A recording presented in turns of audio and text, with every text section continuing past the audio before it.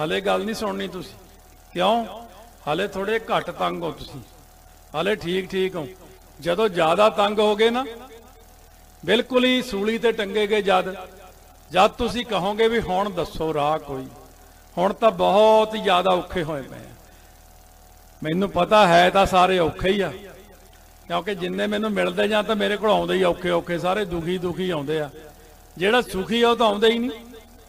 लोकां दी इक धारणा बन गई, बाहरले देश विच इक बीबी गड्डी च बच्चों नूं बिठा के आप बैठ के अपने लड़कियां नूं बिठाया ते गड्डी गुरुद्वारे लैके चली। गुआंढण कहंदी भैन जी रोज़ ही तो गुरुद्वारे जाते रहने हो ऐतवार नूं।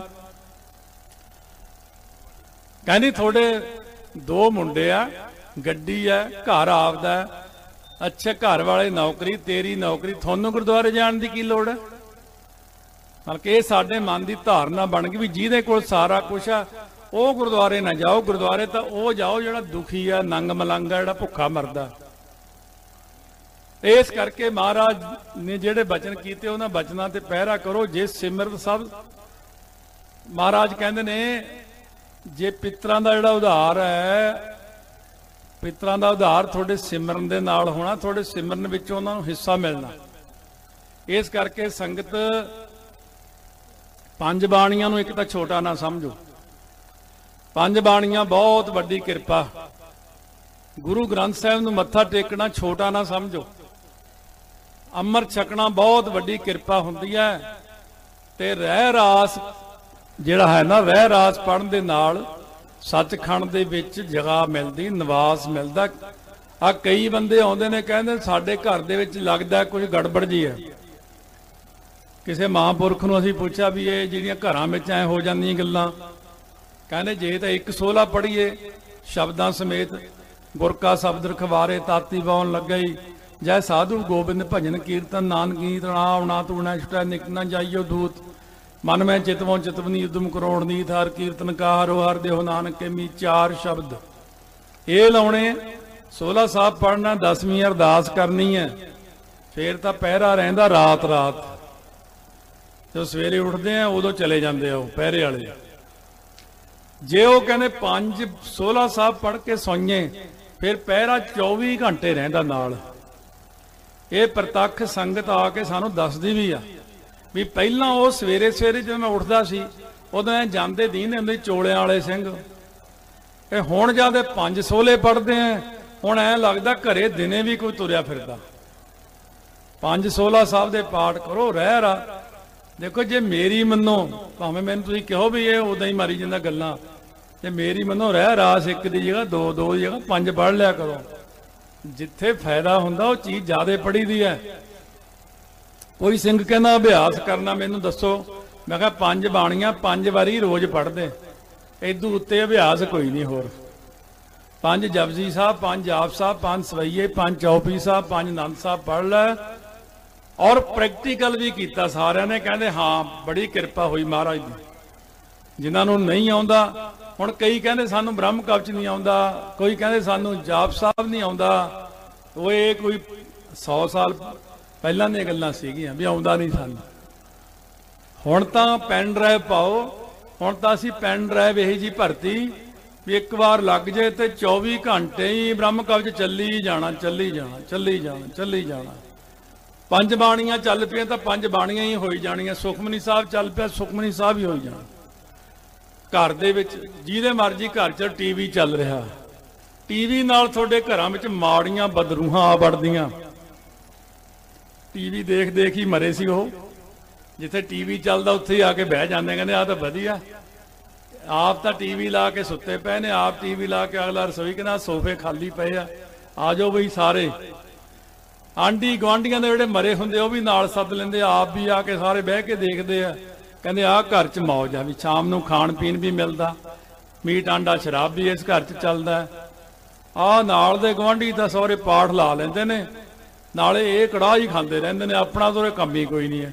जिथे गुरमत है उत्थे कोई माड़ी चीज़ नहीं आउंदी, जिथे मर्यादा उत्थे माड़ी चीज़ नहीं आउंदी, ते जिथे साध संगत माड़ियां चीज़ां माड़ियां रूहां भी उत्थे ही आउंदियां।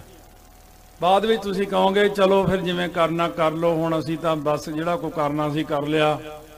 तुहानूं सब नूं जपजी साहब नाल ਪਾਠ ਰੱਖਣਾ ਹੀ ਪੈਣਾ, ਜੋਤ ਲਾਉਣੀ ਹੀ ਪੈਣੀ ਹੈ, ਨਿਸ਼ਾਨ ਸਾਹਿਬ ਦਾ ਥੜਾ ਧੋਣਾ ਹੀ ਪੈਣਾ, ਨਮਸਕਾਰ ਸਰੋਵਰ 'ਚ ਨਹਾਉਣਾ ਹੀ ਪੈਣਾ ਜਾ ਕੇ।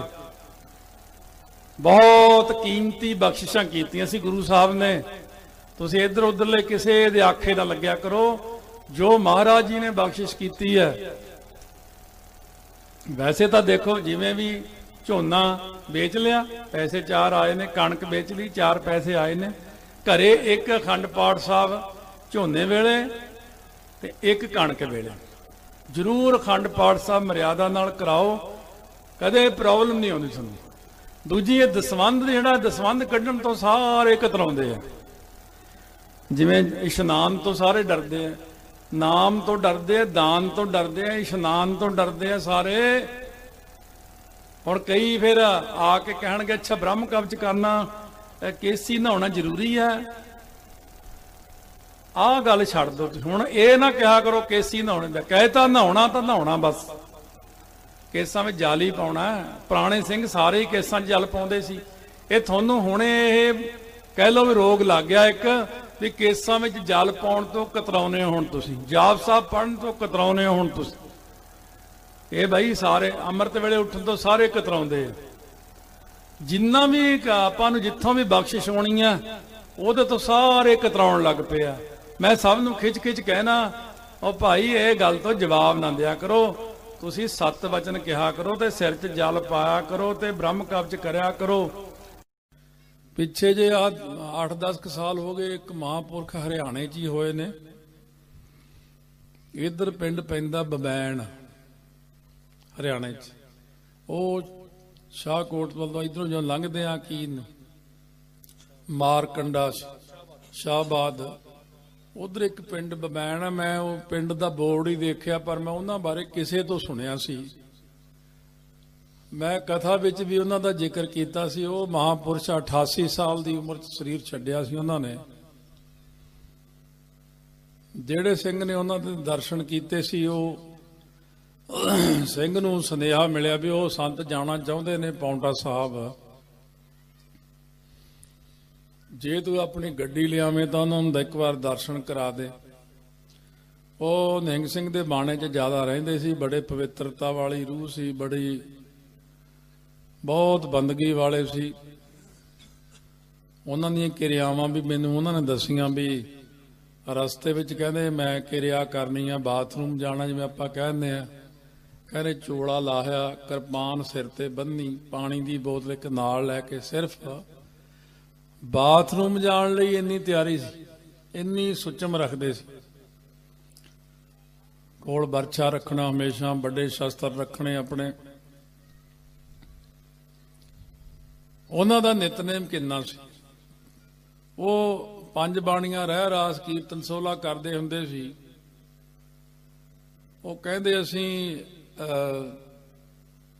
ਮੇਰੀ ਇੱਛਾ ਹੈ 88 ਸਾਲ ਦੀ ਉਮਰ ਹੋ ਗਈ ਆ, ਬ੍ਰਹਮ ਕਵਚ ਮੈਂ ਬਹੁਤਾ ਕੀਤਾ। ਮੇਰੇ ਪਿਤਾ ਜੀ ਨੇ 4 ਸਾਲ ਦੀ ਉਮਰ ਵਿੱਚ ਮੈਨੂੰ ਇਹ ਕੰਠ ਕਰਾਤਾ ਸੀ। ਮੈਂ ਇੱਕ ਮਾਲਾ 4 ਸਾਲ ਦੀ ਉਮਰ 'ਚ ਕਰਨ ਲੱਗ ਗਿਆ ਸੀ। ਫਿਰ 2, 5, 10, 100 ਕਹਿੰਦੇ ਮੈਂ 88 ਸਾਲ ਦੀ ਉਮਰ ਤੱਕ 13 ਕਰੋੜ ਬ੍ਰਹਮ ਕਵਚ ਕਰ ਲਿਆ। 13 ਕਰੋੜ। ਹੋਰ ਕਹਿੰਦੇ ਕੁਝ ਨਹੀਂ ਕੀਤਾ ਮੈਂ। 4 ਸਾਲ ਦੀ ਉਮਰ ਤੋਂ 88 ਸਾਲ ਦੀ ਉਮਰ ਤੱਕ 13 ਕਰੋੜ ਬ੍ਰਹਮ ਕਵਚ ਕੀਤਾ। ਕਹਿੰਦੇ ਮਹਾਰਾਜ ਕਲਗੀਧਰ ਪਿਤਾ ਜੀ ਕਈ ਵਾਰ ਹਾਲੇ ਵੀ ਤੂੰ ਬੱਤ ਕਰ, ਹੁਣ ਚੱਲੀਏ। ਕਹਿੰਦੇ ਮਹਾਰਾਜ ਥੋੜਾ ਜਿਹਾ ਹੋਰ ਕਰ ਲਾਂ, ਥੋੜਾ ਜਿਹਾ ਹੋਰ ਕਰ ਲਾਂ। ਕਹਿੰਦੇ ਉਹ ਪਾਉਂਟਾ ਸਾਹਿਬ ਲੈ ਗਏ ਸੀ। ਕਹਿੰਦੇ ਅਸੀਂ ਸਰੀਰ ਛੱਡਣਾ ਮਾਤਾ ਸਾਹਿਬ ਕੌਰ ਜੀ ਦੇ ਸਥਾਨ ਤੇ। ਆਹ ਟਿਕਟ ਹੈ ਮੇਰੇ ਕੋਲ। ਇੱਕ ਉੱਥੇ ਜੰਗਲਾਂ 'ਚ ਰਹਿੰਦਾ ਸਿੰਘ, ਉਹਨੂੰ ਵੀ ਟਿਕਟ ਦੇਣੀ, ਅਸੀਂ ਇਕੱਠਿਆਂ ਨੇ ਜਾ ਕੇ ਸਰੀਰ ਛੱਡਣਾ ਉੱਥੇ। ਉਹ ਕਹਿੰਦਾ ਮੇਰਾ ਵੀ ਉੱਥੇ ਸੰਸਕਾਰ ਹੋਵੇ, ਉਹ ਕਹਿੰਦਾ ਮੇਰਾ ਵੀ ਹੋਵੇ। ਤੇ ਉਹ ਸਿੰਘ ਨੂੰ ਫਿਰ ਉੱਥੋਂ ਲੱਗਣ ਲੱਗੀ ਆ ਬ੍ਰਹਮ ਕਵਚ ਦਾ। ਸਾਨੂੰ ਕਾਫੀ ਉੱਥੋਂ ਨੌਲੇਜ ਮਿਲੀ ਵੀ। ਉਹ ਕਹਿੰਦੇ ਹੁੰਦੇ ਸੀ ਵੀ ਜੇ 10 ਲੱਖ ਵਾਰੀ ਵੀ ਕੋਈ ਕਰ ਲੈ ਨਾ, ਜੇ ਅੱਖਾਂ ਖੋਲ ਕੇ ਇੱਕ ਵਾਰ ਕਿਸੇ ਵੱਲ ਦੇਖ ਲੈ, ਸਾਰੀਆਂ ਬਿਮਾਰੀਆਂ ਆਦਿ ਵਿਆਧੀ ਉਪਾਧੀ ਉਡਾ ਦੂਗਾ ਉਹਦੀਆਂ। ਇੰਨੀ ਜ਼ਬਰਦਸਤ ਬਾਣੀ ਆ ਬ੍ਰਹਮ ਕਵਚ। ਸੋ ਰੋਹ ਵਿਚਾਰ ਉਹਨਾਂ ਦੀ ਗੱਲ ਇਹ ਆ ਗਈ ਵਿੱਚ, ਤਾਂ ਮੈਂ ਤੁਹਾਨੂੰ ਸੁਣਾਈ ਆ। ਉਹ ਮੈਂ ਫਿਰ ਇੱਕ ਹਜੂਰ ਸਾਹਿਬ ਤੋਂ ਸਿੰਘ ਆਇਆ ਸੀ, ਮੈਂ ਕਿਹਾ ਸਾਲ 2-3 ਸਾਲਾਂ ਬਾਅਦ ਮੈਂ ਕਿਹਾ ਵੀ ਉੱਥੇ ਕੋਈ ਸਰੀਰ ਵੀ ਛੱਡਿਆ ਕਿਸੇ ਬਜ਼ੁਰਗ ਨੇ? ਹਾਂ, ਉਹਨੂੰ ਤਾਂ ਵਿਚਾਰੇ ਨੂੰ ਪਤਾ ਨਹੀਂ ਸੀ ਉਹ ਕੌਣ। ਕਹਿੰਦਾ ਹਾਂ, 2 ਬੁੜੇ ਜਿਹੇ ਆਏ ਸੀ, ਉਹਨਾਂ ਨੇ ਸਰੀਰ ਉੱਥੇ ਛੱਡਤਾ ਸੀ। ਮੈਂ ਚੱਲ ਠੀਕ ਹੈ, ਇਹ ਗੱਲ ਕਨਫਰਮ ਹੋ ਗਈ ਹੈ। ਸੋ ਕਹਿਣ ਤੋਂ ਭਾਵ ਹੈ ਕਿ ਹੁਣ ਬਾਬਾ ਜੀ ਦੇ ਪਿੰਡ ਜਦੋਂ ਰਮਤ ਅਖਾੜੇ ਵਾਲੇ ਆਏ, ਕੁਦਰਤੀ ਵਿੱਚ ਖਿੱਚ ਪੈ ਗਈ, ਪਿਛਲੀ ਕਿਤਾਬ ਖੁੱਲ ਗਈ, ਉਹ ਦੌੜ ਕੇ ਉਹਨਾਂ ਕੋਲ ਚਲੇ ਗਏ। ਘਰ ਦੇ ਪਿੱਛੇ ਜਾਣ ਵੀ ਇਹ ਨਾਲ ਹੀ ਨਾ ਰਲ ਜਾਣ ਕਿਤੇ। ਉਹ ਕਹਿੰਦੇ ਹੁਣ ਮੈਂ ਰਹਿਣਾ ਹੀ ਇੱਥੇ। ਬਸ ਆ ਘਰਦਿਆਂ ਨੇ ਉਹਨਾਂ ਨੂੰ ਮੋੜਿਆ।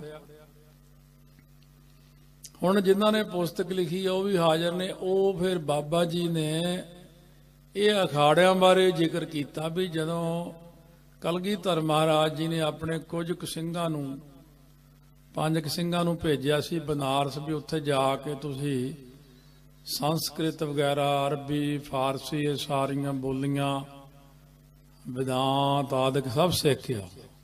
ਜਦੋਂ ਉੱਥੇ ਉਹ ਗਏ, ਉਹ ਮਹਾਰਾਜ ਜੀ ਵੇਲੇ ਉਹ ਕਹਿੰਦੇ ਜੀ ਤੁਸੀਂ ਆਪਣਾ ਇਹ ਜਿਹੜੀ ਹੈਗੀ ਨਾ ਵੇਸ਼ ਭੂਸ਼ਾ ਆਪਣੀ, ਪਹਿਲਾਂ ਤਾਂ ਗੇਰੂ ਰੰਗੇ ਕੱਪੜੇ ਪਾਓ ਤੇ ਆਪਣਾ ਮੁੰਡਨ ਕਰਵਾਓ, ਸਿਰ ਮੁੰਡੋ, ਦਾੜੀ ਮੁੰਡੋ। ਉਹ ਸਿੰਘ ਵਾਪਸ ਆ ਗਏ। ਉਹ ਕਹਿੰਦੇ ਮਹਾਰਾਜ ਉਹ ਤਾਂ ਐਂ ਕਹਿੰਦੇ ਨੇ, ਸਤਿਗੁਰੂ ਕਹਿੰਦੇ ਭਗਵੇ ਕੱਪੜਿਆਂ ਦੀ ਪਰਮਿਸ਼ਨ ਹੈ, ਪਰ ਆ ਨਹੀਂ, ਦਾੜੀ ਕੇਸ ਰੱਖਣਾ ਹੈ। ਔਰ ਇਸ ਤਰ੍ਹਾਂ ਹੀ ਫਿਰ ਮਹਾਰਾਜ ਨੇ ਕਿਰਪਾ ਕਰਤੀ, ਉਹਨਾਂ ਨੇ ਵਿਦਿਆ ਦੀ ਪ੍ਰਾਪਤੀ ਕੀਤੀ। ਇਹ ਫਿਰ ਇਹ ਕੁੰਭ ਦੇ ਮੇਲੇ ਤੇ ਵੀ ਜਾ ਕੇ ਆਪਣਾ ਲਾਉਂਦੇ ਸੀ, ਉਸ ਥਾਂ ਦੇ ਉੱਤੇ ਜੋ ਹੁੰਦਾ ਅਖਾੜਾ। ਫਿਰ ਇਹ ਜਿਹੜੇ ਹੋਰ ਸਾਧੂ ਸੀ, ਚਿਲਮਾ ਵਾਲੇ, ਤੰਬਾਕੂ ਵਾਲੇ, ਹੋਰ ਚਲੋ ਇਹ ਚੱਲਦਾ ਕੰਮ। ਇਹ ਲੰਗਰ ਦੀ ਬੜੀ ਦਿੱਕਤ ਆਈ। ਫਿਰ ਇਹ ਸਾਰੇ ਅਖਾੜੇ ਵਾਲੇ ਇਕੱਠੇ ਹੋ ਕੇ ਪਟਿਆਲੇ ਆ ਗਏ। ਬਾਬਾ ਮਤਾਬ ਸਿੰਘ ਜੀ ਉਹਨਾਂ ਦੇ ਮੁਖੀ ਸਨ। ਪਟਿਆਲੇ ਵਾਲੇ ਰਾਜਾ ਜੀ ਕਹਿਣ ਲੱਗੇ ਵੀ ਤੁਸੀਂ ਇੱਥੇ ਕੀਰਤਨ ਕਥਾ ਕਰੋ, ਥੋੜੇ ਦਿਨ ਮਹਾਂਪੁਰਸ਼ੋ ਰਹੋ, ਇਲਾਕੇ ਦਾ ਭਲਾ ਕਰੋ। ਸਾਰਿਆਂ ਨੇ ਰਾਏ ਕਰ ਲਈ ਅਖਾੜੇ ਵਾਲਿਆਂ ਨੇ ਵੀ ਜੇ ਰਾਜੇ ਨੇ ਪੁੱਛਿਆ ਵੀ ਕੋਈ ਇੱਛਾ ਜਾਂ ਕੋਈ ਦੱਸੋ ਕੋਈ ਮੰਗ, ਤਾਂ ਤੁਸੀਂ ਸਾਰਿਆਂ ਨੇ ਇਹੀ ਕਹਿਣਾ ਵੀ ਸਾਨੂੰ ਕੁੰਭ ਦੇ ਮੇਲੇ ਵਿੱਚ ਸਾਡਾ ਲੰਗਰ ਲੱਗਣਾ ਚਾਹੀਦਾ, ਸਾਡੇ ਕੋਲ ਤਾਂ ਹੈ ਨਹੀਂ ਕੁਛ। ਰਾਜੇ ਨੇ ਇੱਕ ਦਿਨ ਪੁੱਛ ਲਿਆ ਵੀ ਕੀ ਤੁਹਾਨੂੰ ਇੱਛਾ? ਕਹਿੰਦੇ ਜੀ ਸਾਰੇ ਕਹਿੰਦੇ ਵੀ ਪਹਿਲਾਂ ਸਾਰੇ ਰਾਜੇ ਸੱਦੋ, ਮੀਟਿੰਗ ਕਰੋ। ਫਰੀਦਕੋਟੀਆ ਰਾਜਾ, ਜੀਂਦ ਵਾਲਾ, ਨਾਭੇ ਵਾਲਾ, ਸੰਗਰੂਰ ਵਾਲਾ, ਪਟਿਆਲੇ ਵਾਲਾ, ਸਾਰੇ ਰਾਜੇ ਬੁਲਾ ਕੇ ਉਹਨਾਂ ਨੇ ਆਪਣਾ ਇਹ ਮਸਲਾ ਰੱਖਿਆ। ਮਹਾਰਾਜਾ ਪਟਿਆਲਾ ਜੀ ਨੇ ਫਿਰ ਇਹ 40,000 ਰੁਪਈਆ ਉਹਨਾਂ ਦਿਨਾਂ 'ਚ ਤੁਸੀਂ ਲਾ ਲਓ ਅੰਦਾਜ਼ਾ। ਮੈਂ ਇਹ ਗੱਲ ਬੜੀ ਪੁਰਾਣੀ ਵੀ 40,000 ਉਦੋਂ ਦਾ ਤੇ ਅੱਜ ਦਾ ਫਿਰ ਮੈਨੂੰ ਲੱਗਦਾ 40 ਲੱਖ ਹੀ ਬਣ ਜਾਣਾ ਹੈ। ਤੇ ਨਾਲ ਉਹਨਾਂ ਨੇ ਜਿਹੜੀ ਸੀ ਵੀ 5,000 ਰੁਪਈਆ ਸਾਲਾਨਾ ਦੇਵਾਂਗਾ। ਇੱਕ ਰਾਜੇ ਨੇ ਫਿਰ 20,000 ਦਿੱਤਾ ਕੈਸ਼ ਤੇ 13,000 ਸਾਲਾਨਾ। ਇੱਕ ਨੇ ਫਿਰ ਦਿੱਤਾ 16,000 ਤੇ 8,000 ਸਾਲਾਨਾ। ਇਸ ਤਰ੍ਹਾਂ ਕਰਕੇ ਜਗੀਰਾਂ, ਇੱਕ ਰਾਜਾ ਫਰੀਦਕੋਟ ਨੇ ਕਿਹਾ ਮੈਂ ਇੱਕ ਪਿੰਡ ਦਿੰਦਾ, ਇੱਕ ਪਿੰਡ ਦਾ ਜਿੰਨਾ ਆਮਦਨ ਟੈਕਸ ਹੁੰਦਾ ਉਹ ਸਾਰਾ ਅਖਾੜੇ ਨੂੰ ਮਿਲੂਗਾ। ਇਹ ਜਿਹੜਾ ਅਖਾੜਾ ਸੀ ਫਿਰ ਇੱਧਰ ਰਚਿਆ ਗਿਆ ਕੋਟਕਪੂਰੇ ਵੱਲ, 5 ਗਰਾਈਆਂ ਵੱਡੀ ਜਿਹੜੀ ਪੈਂਦੀ ਹੈ ਉੱਥੇ ਕਹਿੰਦੇ ਨੇ ਇਹ ਅਖਾੜਾ ਰਚਿਆ ਗਿਆ। ਸੋ ਇਸ ਤਰ੍ਹਾਂ ਇਹ ਜਿਹੜਾ ਅਖਾੜੇ ਵੱਲ ਬਾਬਾ ਜੀ ਦਾ ਬਹੁਤੀ ਖਿੱਚ ਪੈਂਦੀ ਸੀ। ਤੇ ਜਦੋਂ ਅਖਾੜਾ ਆਇਆ ਉੱਥੇ ਤਾਂ ਬਾਬਾ ਜੀ ਨਾਲ ਹੀ ਚਲੇ ਗਏ ਕੋਟਕਪੂਰੇ, 5 ਗਰਾਈਆਂ ਉੱਥੇ ਨਾਲ ਰਹੇ। ਅਖਾੜੇ ਨੇ ਅੱਗੇ ਜਾਣਾ ਸੀ। ਸੋ ਪਿਤਾ ਜੀ ਜਾ ਕੇ ਜਵਾਲਾ ਦਾਸ ਜੀ ਤੇ ਮਾਤਾ ਜੈ ਦੇਵੀ ਜੀ ਜਾ ਕੇ ਵਾਪਸ ਲਿਆਏ ਵੀ ਤਾਂ ਸਾਡਾ ਬੱਚਾ ਛੋਟਾ ਅਣਜਾਣ ਹੈ। ਮਾਂ ਬਾਪ ਦਾ ਮੋਹ ਤਾਂ ਬਹੁਤ ਹੁੰਦਾ ਵੀ ਸਾਡਾ ਲੜਕਾ ਪਾਲਿਆ ਪੜੋਸਿਆ ਐਵੇਂ ਉੱਥੇ ਲੈ ਜਾਣਗੇ, ਅਸੀਂ ਤਾਂ ਇਹਨੂੰ ਦੁਕਾਨ ਕਰਕੇ ਦੇਣੀ ਆ। ਉਹਨਾਂ ਨੇ ਦੁਕਾਨ ਖੋਲਤੀ। ਜਦੋਂ ਦੁਕਾਨ ਖੋਲੀ ਫਿਰ ਉਹੀ ਤੇਰਾ ਬਸ ਜਿਹੜਾ ਆਵੇ ਫ੍ਰੀ ਫੰਡ, ਚੱਲ ਵੀ ਵੰਡ, ਚੱਲ ਵੀ ਵੰਡ ਦੇਣ ਲੱਗ ਪਏ। ਘਰਦਿਆਂ ਨੂੰ ਫੇਰ ਬੜੀ ਤੰਗੀ ਹੋਈ ਵੀ ਕੜਾਹ ਪ੍ਰਸ਼ਾਦ ਬਣਾਉਣ ਬਹੁਤ ਸਾਰਾ। ਜਿਹੜੇ ਕੂਕਰ ਸੀ ਪਿੰਡ ਦੇ ਉਹਨਾਂ ਨੂੰ ਕੜਾਹ ਪ੍ਰਸ਼ਾਦ ਖਵਾਈ ਜਾ ਕਰਨ। ਕਹਿੰਦੇ ਇਹ ਵੀ ਜੀਵ ਹੈ, ਇਹਨਾਂ ਵਿੱਚ ਵੀ ਰੱਬ ਹੈ। ਇਹ ਮੈਂ ਹਲੇ ਬਚਪਨ ਦੀ ਚੀਜ਼ ਦੱਸੀ। ਬਚਪਨ ਤੋਂ ਹੀ ਹੋਣਹਾਰ ਬਿਰਵਾ ਕੇ ਚਿਕਨੇ ਚਿਕਨੇ ਪਾਤ ਬਚਪਨ ਤੋਂ ਹੀ ਪਤਾ ਲੱਗ ਜਾਂਦਾ।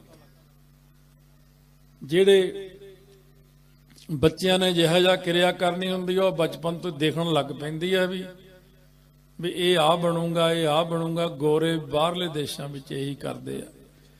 ਉਹ ਇੱਕ ਵੱਡਾ ਸਾਰਾ ਹਾਲ ਹੁੰਦਾ ਛੋਟੇ ਸਕੂਲਾਂ 'ਚ, ਜਿੱਥੇ ਨਰਸਰੀ ਵਾਲੇ ਬੱਚੇ ਪਹਿਲੀ ਵਾਲੇ ਪੜ੍ਹਦੇ ਆ, ਉੱਥੇ ਬੱਚਿਆਂ ਨੂੰ ਛੱਡ ਦਿੰਦੇ ਆ। ਕਈ ਬੱਚੇ ਭੱਜ ਕੇ ਪੇਚਕਸ਼ ਚੁੱਕਦੇ ਆ, ਕਹਿੰਦੇ ਇੰਜੀਨੀਅਰ ਬਣੂਗਾ ਇਹ। ਕੋਈ ਬੈਟ ਚੁੱਕਦਾ, ਕਹਿੰਦੇ ਇਹਨੂੰ ਕ੍ਰਿਕਟ 'ਚ ਪਾ ਦਿਓ। ਜਿੱਥੇ ਜਿੱਥੇ ਜਿਹੜੇ ਬੱਚੇ ਦਾ ਸ਼ੌਂਕ ਹੁੰਦਾ ਉਹਨੂੰ ਉੱਥੇ ਉੱਥੇ ਉਹ ਪਾ ਦਿੰਦੇ ਆ।